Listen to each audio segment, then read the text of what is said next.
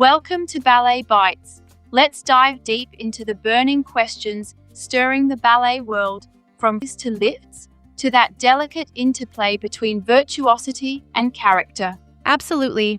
So much to unpack here. First up is Odile's 32 Fouettés.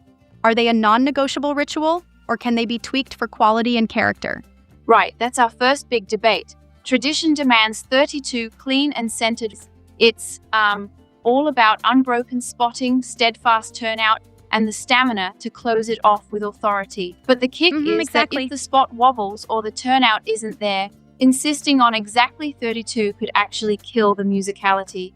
So it's a balancing act, isn't it? Holding on to technique while embracing artistic nuances? Exactly. Some dancers mix up the pattern, running single, double sequences, or sometimes even anchoring 8 to 12 in one spot before moving.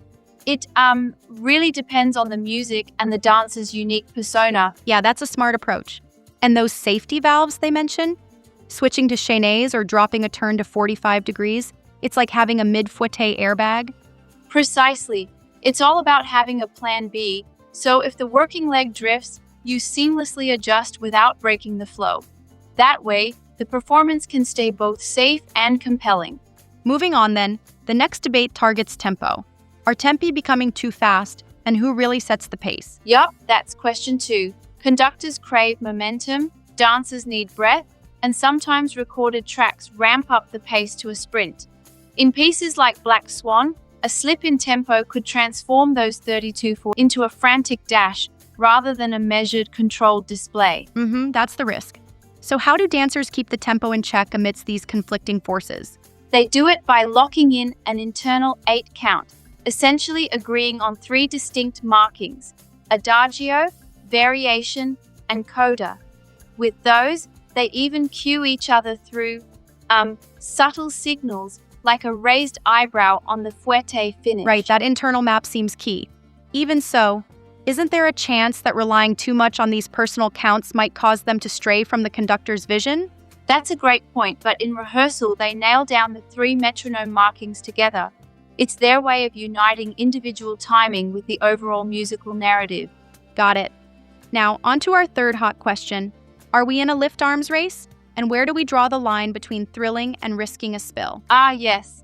In both Deux and Le Corsaire, the intensity of lifts, one-arm presses, and traveling catches reaches a whole new level. The technique is crucial. For example, ensuring fingertips are tucked under the scapula rather than extended along the arm. That's a fine but critical detail. And these moves, though dazzling, demand perfect communication. A miscue could easily lead to a tumble. Exactly. When fatigue sets in, the margin for error drastically narrows. So rehearsals incorporate safe transitions, like switching mid-sequence to, say, a shoulder sit or dropping into a secure fish dive, all masqueraded as part of the choreography. Right on, very clever. It's a brilliant blend of athleticism and theatrical flair. Now, on to question 4, pacing stamina across Adagio, variations, and the explosive Coda. The idea here is that partners have to treat the performance like a 400-meter race instead of a 100-meter sprint. How do they actually manage that shift in energy? In Adagio sections, dancers use periods of musical suspension to let their muscles, like the lats and forearms, recharge instead of locking into a dead hang. For instance, in Deux, Kitri has to manage her balances so that Basilio can make micro adjustments without risking everything, balancing breath, precision, and that's sheer smart. Stamina. Sounds like every moment is calculated carefully to preserve energy for the ultimate showmanship. Exactly. The performance is layered. The first third demands accuracy, the middle amplifies the expressions, and the final third is pure showmanship. If you reverse that order, the coda might just consume all your energy. And finally, we hit the big one. Are we letting technical virtuosity override character? How do we ensure the story remains as crisp as the technique? Right, that's question 5. It's not just about hitting those numbers. Odile's seduction, for example, isn't simply a case of mechanical rotation. It's calculated seduction, like dealing out those 32 as though they were poker chips, a deliberate eyeline here, a charismatic fan snap there, and culminating in a final freeze that shouts, checkmate. Exactly, a true performance of both skill and narrative. So it's all a dance between technical precision and dramatic storytelling. Precisely. And for Kitri in Don Q, it means her sparkling castanet accents and cheeky glances have to match her technical bravura. Without that, she risks becoming merely a demonstration of speed rather than depth. Yes, nuance makes all the difference. But here's a thought.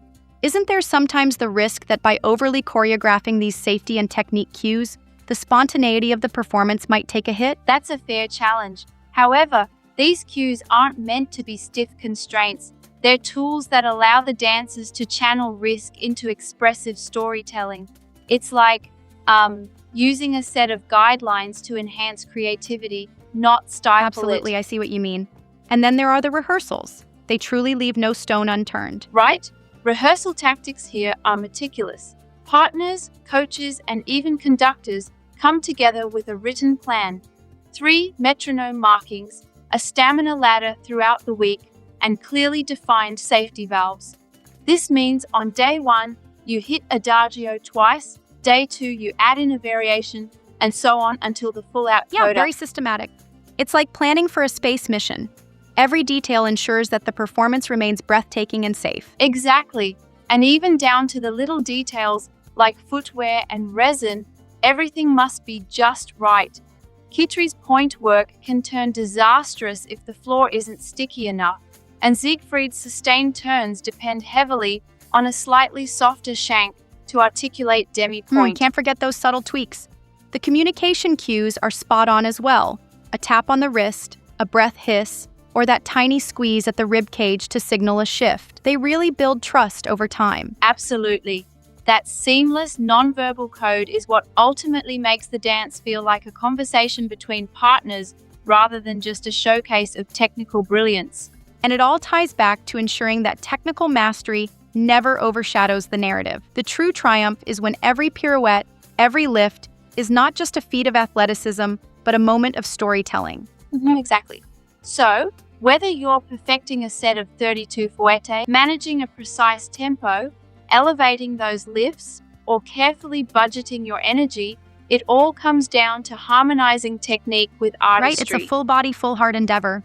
This conversation definitely sheds light on the layers of strategy in ballet.